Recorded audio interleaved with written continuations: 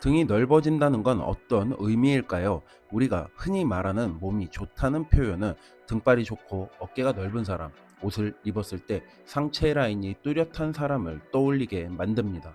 결국 몸이 좋다는 건 등 근육, 특히 광배근이 잘 발달했다는 뜻이고, 이를 위해선 효과적인 운동 방법을 알고 꾸준히 실천해낸 결과라는 걸 의미합니다. 그렇다면 넓은 등을 만들기 위해 꼭 알아야 할 운동의 핵심은 무엇일까요?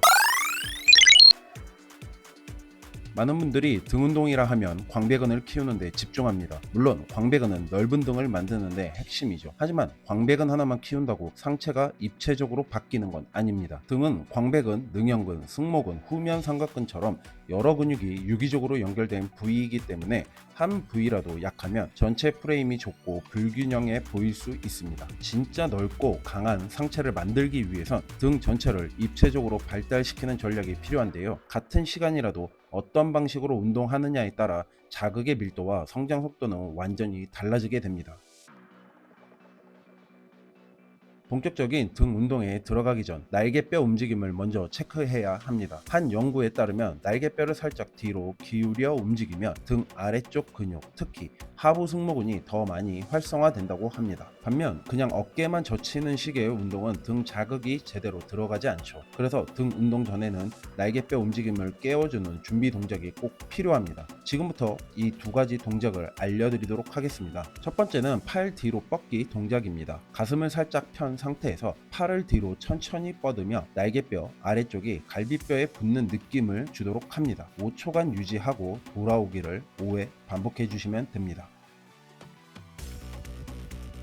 두 번째는 바닥 밀어내기 동작입니다. 내발기기 자세에서 팔로 바닥을 밀어내며 등을 천장 쪽으로 둥글게 만듭니다. 이 상태를 5초 유지하고 5회 반복해 주시면 됩니다. 이 두 가지 동작만으로도 등 근육이 활성화되는 느낌을 확실히 받으실 수 있을 겁니다.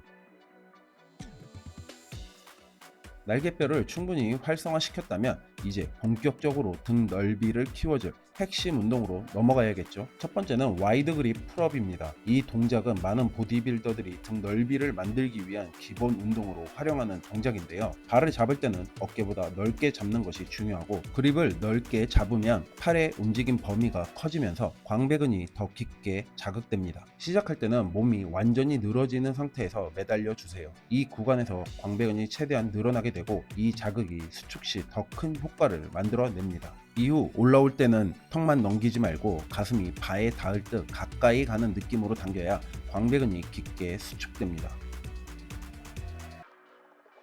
두 번째는 언더그립 래플다운입니다. 이 동작은 머신을 활용하기 때문에 풀업이 어려운 분들에게도 쉽게 접근할 수 있는 운동 방법입니다. 발을 잡을 때는 손바닥이 얼굴을 향하도록, 즉 언더그립으로 잡아주시면 되는데요. 이렇게 하면 팔꿈치가 자연스럽게 몸 안쪽으로 모이게 되면서 광배근 하부까지 깊게 자극이 들어갑니다. 상체는 완전히 세우기보다는 약간 뒤로 기대서 안정적인 각도를 만들어주세요. 이 자세가 발을 당길 때 등 전체에 힘을 고르게 전달하는 데 도움이 됩니다. 마지막으로 발을 단순히 아래로 내리는 것이 아니라 명치 아래까지 천천히 정확하게 끌어당긴다는 느낌으로 당겨야 광배근이 길게 늘어났다 수축되는 전체의 움직임이 완성되게 됩니다. 하지만 실제로 이 운동들을 해보면 등이 자극되기도 전에 손바닥이나 전완근 힘이 먼저 빠지는 경우가 많은데요. 특히 초보자분들은 턱걸이나 래플다운을 하다가 손이 아프거나 미끄러지면서 반복 횟수를 채우지 못하는 일이 아주 흔한데요. 그래서 저는 초보자분들께 헬스 스트랩이나 그립 사용을 권장드리기도 합니다. 손의 부담을 줄이면서 등 자극에만 집중할 수 있고 중량과 횟수도 훨씬 안정적으로 유지할 수 있거든요. 제가 추천드리는 제품들은 영상 아래 고정 댓글에 정리해 뒀으니까요. 관심 있으신 분들은 참고해 보시면 좋겠습니다. 지금까지 등 넓이를 키우는 핵심 원리와 운동 루틴,